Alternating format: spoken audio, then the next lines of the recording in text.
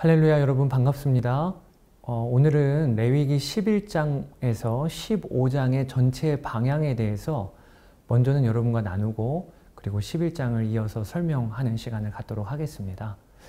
우리가 수학책과 역사책을 읽을 때 그것을 읽는 방법이 다르듯이 성경도 66권의 책으로 이루어져 있기 때문에 각 권마다 성경을 읽는 접근법이 달라야 합니다. 읽는 방법이 다른 거죠. 어떤 부분은 단순 암기가 필요한 부분도 있고요. 또 어떤 부분은 원리를 이해하는 것이 중요한 부분이 있고, 또 어떤 부분은 시를 읽듯이 한 구절 한 구절 대화를 나누며 읽어야 하는 부분도 있습니다. 더욱 성경은 살아있고 또 생명이 있는 하나님의 말씀이라 그 복잡함과 풍성함이 이유 헤아릴 수가 없을 정도입니다. 성경을 읽는데 어제 읽던 방식과 오늘 읽는 방식이 달라지는 경우가 많이 생깁니다. 레위기라는 한 것만 보아도요, 그 안에 다양한 흐름이 있고 음악으로 치면 다양한 리듬이 존재해요. 그래서 레위기 몇 장이냐에 따라 성경을 읽는 접근법이 달라지게도 됩니다.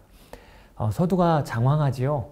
이렇게 말씀을 드리는 이유가 오늘부터 읽을 레위기 11장에서 15장까지는 어제까지 읽었던 레위기 10장까지와는 전혀 다른 접근법이 필요하기 때문에 이렇게 말씀을 드리는 겁니다. 레위기 10장까지는 어느 정도 암기가 필요한 부분이 있습니다. 성경의 5가지 제사인 번제, 소제, 화목제, 속죄죄, 속건죄, 각각 의미가 무엇인지, 또 이 제사를 집례하는 제사장들로 누가 세워졌는지, 또 성막의 구조는 어떻게 되는지 등 성경에 대한 배경 지식이 받쳐줘야 이 부분이 생동감 있게 살아나고 그 의미가 드러나요.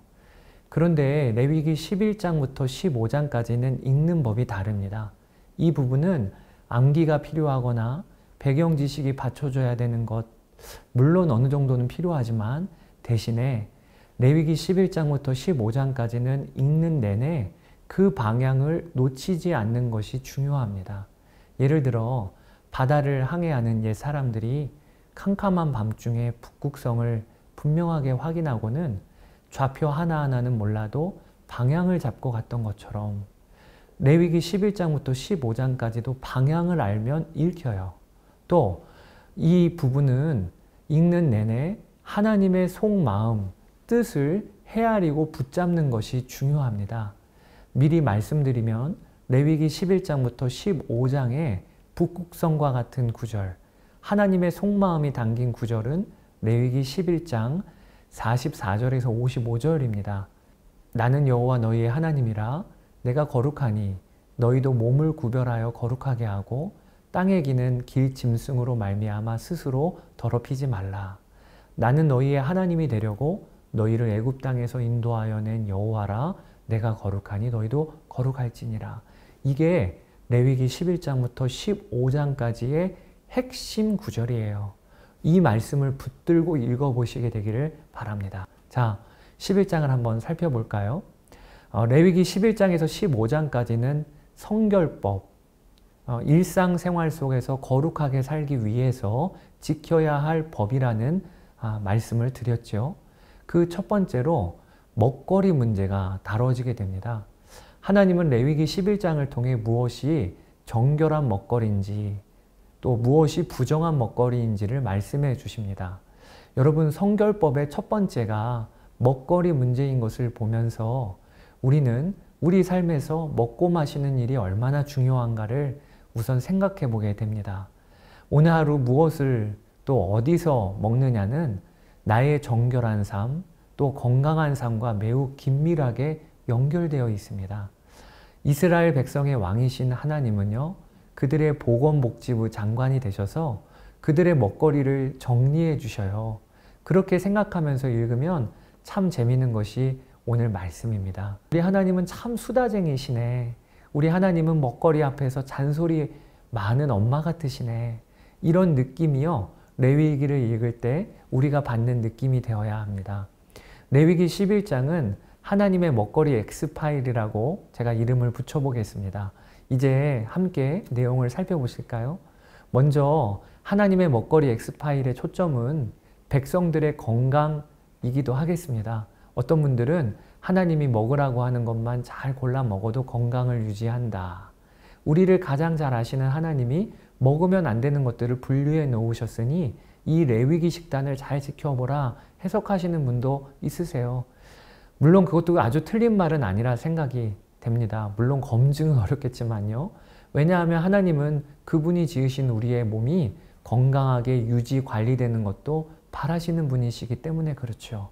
그러나 본문을 잘 읽어보면 하나님의 먹거리 파일의 초점은 건강이라기보다는 먼저는 거룩임을 알 수 있습니다.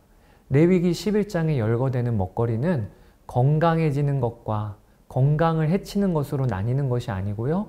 정한 것과 부정한 것으로 나뉘고 있기 때문에 그렇습니다. 구체적으로 살펴보실까요? 본문은 먼저 2절에서 8절에 육지 생물 중에 정결한 것은 무엇인지를 다루고요. 9절에서 11절에는 수중 생물 중에 정결한 것은 무엇인지, 또 13절에서 23절에는 날짐승 중에 정결한 것이 무엇인지를 기술하고 있습니다. 육지동물 중에 먹을 수 있는 것은 굽이 있고 또 그 굽이 갈라져 있고 새김질을 하는 동물이면 먹을 수 있습니다. 이 조건이 다 충족되는 것이 대표가 있다면 소, 양, 염소예요. 또 낙타와 사반, 너구리라고 추정이 되는데, 그리고 또 토끼는요, 굽이 갈라지지 않아서 먹지를 못하고요. 돼지는 새김질을 하지 않아서 부정한 짐승으로 분류가 됩니다. 수중 생물 중에는 비늘이 있고 지느러미가 있어야 정한 동물로 분류가 됩니다. 이 기준으로 하면 미꾸라지 같은 경우는 비늘이 없으니까 부정한 것이 되겠죠. 그리고 본문은 이어서 날짐승 중에 부정한 것이 무엇인지를 열거하는데, 여기서 우리가 짚고 넘어가야 할 것이 부정한 새 중에 독수리가 등장한다는 것입니다. 13절에. 왜 이것을 주목하기 원하냐면 성경에 독수리는 하나님의 돌보심을 비유적으로 표현할 때 자주 등장하는 동물이거든요. 이런 점에서 레위기 11장에 정하고 부정한 짐승의 분류는 그 짐승 자체에 대한 평가가 아님을 우리는 알아야 하겠습니다. 부정한 동물로 분류되었기에 돼지는 부정해, 독수리는 부정해, 이것이 아니에요. 이 본문은요, 먹을 음식으로 부정하다는 것을 분명히 합시다. 11장은 이어서 동물의 사체와 접촉되었을 때 어떻게 정결하게 될 것인지에 대한 규례가 이어집니다. 동물의 사체와 사람이 접촉을 하면 그 사람은 옷을 빨아야 합니다. 또 어떤 물건이 이 동물의 사체와 닿았으면 그 물건은 물에 담가서 씻어야 합니다. 또 동물 사체가 질그릇이나 화덕, 화로에 닿았으면 시체에서 나오는 썩은 물이 스며들 수 있으니 깨뜨려야 한다고 기술이 됩니다. 특이한 것은요, 샘물이나 물이 고인 웅덩이 경우는 동물의 주검이 닿아도 부정하여지지 않는다는 것이에요. 그 이유는 생물이나 고인 웅덩이는 물의 양이 많고 스스로 자정 능력이 있다 보기 때문이라 추측할 수 있습니다. 동물 사체와 닿았을 때의 규례를 살펴보면서 심지어는 곡식 종자에 대한 규례도 우리가 볼 수가 있습니다. 종자가 아직 파종하기 이전이면 동물의 사체와 닿아도 부정하여지지 않는다고 하셔요. 그러면서 본문은 성결법의 가장 핵심이자 하이라이트인 구절로 이어집니다. 그것이 레위기 11장 44절에서 45절입니다. 나는 여호와 너희의 하나님이라. 내가 거룩하니 너희도 몸을 구별하여 거룩하게 하고 땅에 기는 길짐승으로 말미암아 스스로 더럽히지 말라.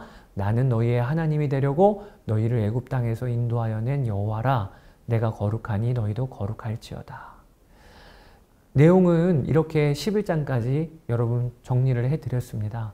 자, 이제 11장을 마무리하겠습니다. 여러분, 하나님이 왜 이렇게 세세하게 먹을거리를 알려주시고 사체와 닿았을 때의 대처법을 알려주시는 것일까요?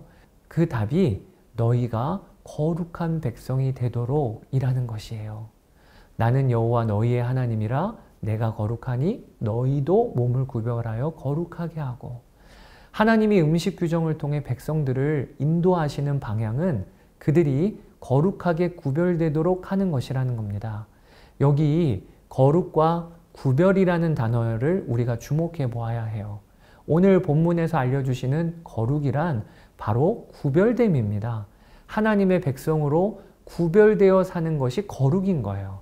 하나님은 이 음식 규정을 통해 그들이 들어갈 가나안 땅의 풍습, 생활과는 다르게 하나님의 백성으로 구별되어 살기를 원하셨어요.